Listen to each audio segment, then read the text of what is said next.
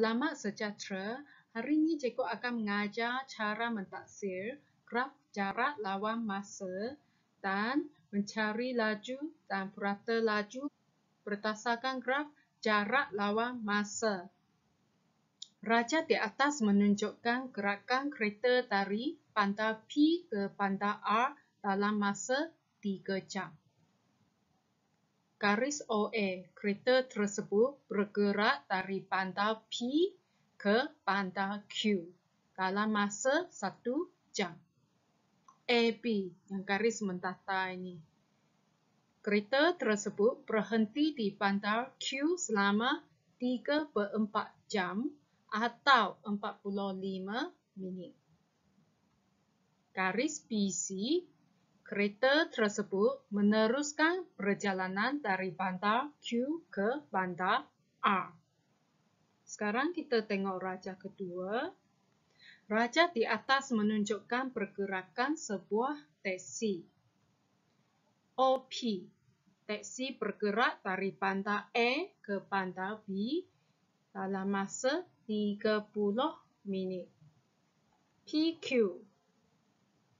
teksi berhenti di bandar B selama 25 minit, iaitu 55 tolak 30. Garis QR, teksi bergerak balik ke bandar A dalam tempoh masa 30 minit. Contoh 4, graf jarak lawan masa di sebelah menunjukkan gerakan sebuah kereta dan sebuah bas persiaran. Graf OA mewakili gerakan kereta dari Puchong ke Bandaraya Melaka. Graf BC ialah gerakan bas persiaran dari Bandaraya Melaka ke Puchong. Tentukan beza laju dalam kilometer per jam kedua-dua kenderaan tersebut. Rumus untuk laju adalah sama dengan beza jarak yang dilalui dibahagi dengan beza masa yang sepadan. Jadi, berdasarkan graf jarak lawan masa, didapati jarak yang dilalui ialah 150, 40, masa adalah 2 tolak 0. Jadi laju kereta sama dengan 75 km per jam. Anda boleh tulis macam ini juga. Sekarang, laju bas persiaran, yang garis yang berwarna hijau ini. Jadi, beza jarak yang dilalui adalah 0 tolak 150 bahagi dengan 3 tolak 0.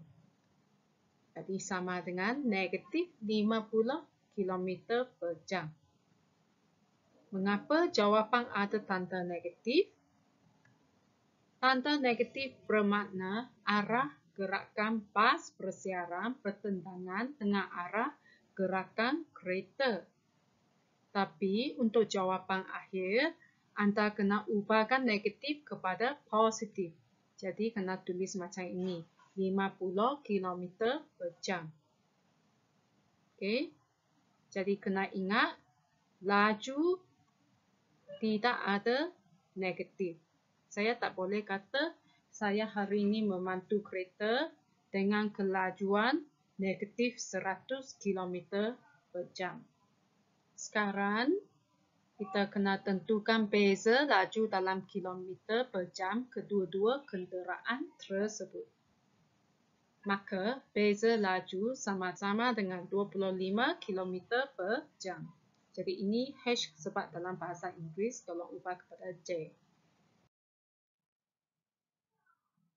Contoh ke-5. Graf jarak lawan masa di sebelah menunjukkan gerakan sebuah kereta untuk tempoh 4.5 jam. A. Tentukan tempoh masa kereta berada dalam keadaan bergun. Tempoh keadaan bergun sama dengan tempoh kereta berhenti. Jadi kamu kena tahu ini bahagian ini tidak bergerak, maksudnya keadaan bergun. Jadi berapa lama? 3 tolak 2. So, sama dengan 1 jam. Kedua, laju kereta sejam yang pertama dalam kilometer per jam. Jarak yang dilalui untuk sejam yang pertama tidak diketahui. Di sini tak ada menunjukkan jarak selepas 1 jam itu berapa kilometer. Jadi macam mana? Laju kereta sejam pertama dan 2 jam pertama adalah sama kerana berada pada garis lurus yang sama. Apabila laju kereta sejam pertama sama dengan laju kereta 2 jam pertama. Jadi sama dengan 150 tolak kosong bahagi dengan 2 tolak kosong. Sama dengan 75 km per jam. B. Huraikan gerakan kereta untuk tempoh 90 minit terakhir. Jadi mana dia 90 minit terakhir? 90 minit kalau kita tukar kepada jam adalah 1,5 jam. Jadi laju kereta untuk tempoh masa 90 minit terakhir di bahagian ini. Jadi jarak adalah 270 tolak 150 bahagi dengan masa 4,5 tolak 3. Jadi sama dengan 80 km per jam. Jadi untuk menghuraikan gerakan kereta, kita kena ada laju, jarak dan masa. Jadi kita tulis macam ini. Kereta bergerak sejauh 120 km dengan kelajuan 80 km per jam bagi tempoh 90 minit terakhir. Sekarang kita tengok contoh seterusnya. Tentukan jumlah jarak keseluruhan pergerakan dalam kilometer. Jadi, kalau kita perhatikan graf ini, kenderaan tersebut bergerak dari bandar A ke bandar B dalam masa T minit dan jarak dia 70 km. Seterusnya, bahagian ini rehat. Setelah rehat, teruskan perjalanan dari bandar B ke bandar A. Jadi graf ini menurun, maksudnya patah balik. Jadi sekarang tentukan jumlah jarak keseluruhan perjalanan dalam kilometer. Jadi jumlah jarak adalah 70 campur lagi 70 dengan 140 km. 2. Nilai T jika taksi memantu dengan kelajuan 100 km per jam dari bandar A ke bandar B. Jadi sekarang dari bandar A ke bandar B, kelajuan adalah 100 km per jam.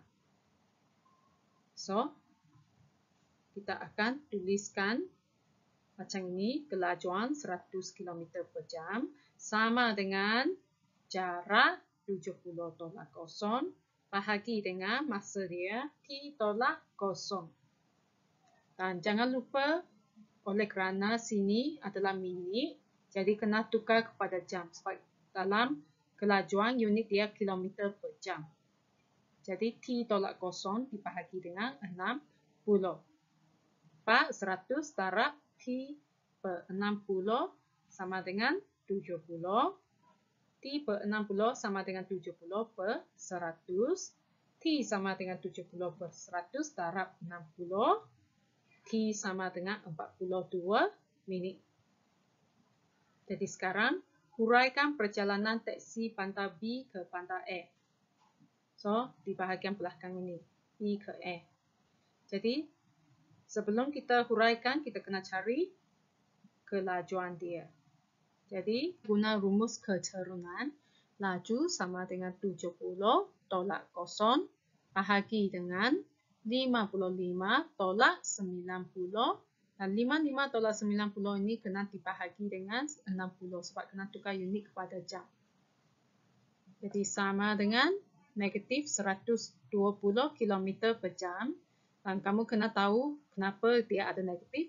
Sebab patah balik ada negatif. Tapi untuk laju kita kena negatif dia. Kita tulis 120 km per jam sahaja. Okay. Jadi sekarang kita huraikan. Taksi bergerak sejauh 70 km dengan kelajuan 120 km per jam dalam tempoh masa 35 minit. Kita akan belajar gerakan dengan kelajuan yang berbeza. Kelajuan suatu gerakan biasanya berubah-ubah sepanjang suatu perjalanan. Dalam situasi ini, laju purata digunakan. Jadi kita tengok contoh 7. Puan Zabidah ingin melawat kawannya yang tinggal di Muar. Graf jarak lawan masa di sebelah menunjukkan perjalanan Puan Zabidah dengan kereta dari Sekamat ke Muar melalui Tangkak. Hitung laju purata perjalanan Puan Zabidah dari Sekamat ke Muar dalam kilometer per jam. Rumus laju purata adalah sama dengan jumlah jarak bagi dengan jumlah masa yang diambil. Jadi jumlah jarak dari Sekamat ke Muar adalah 80. Jumlah masa adalah 1.5 jam. Purata sama dengan 80 dibahagi dengan 1.5. Sama dengan 55, 1/3 km per jam. Kadar perubahan jarak terhadap masa kereta dari Sekamat ke Tangkak ialah 50 km per jam. Hitung jarak di antara Tangkak dengan Muar dalam kilometer. Sekamat ke Tangkak ialah bahagian ini, bawah ini. Laju adalah itu kadar perubahan jarak terhadap masa. Kadar perubahan jarak terhadap masa ialah laju. Maksudnya, laju dari Sekamat ke Tangkak ialah 50 km per jam. Jadi saya akan guna maklumat ini untuk mencari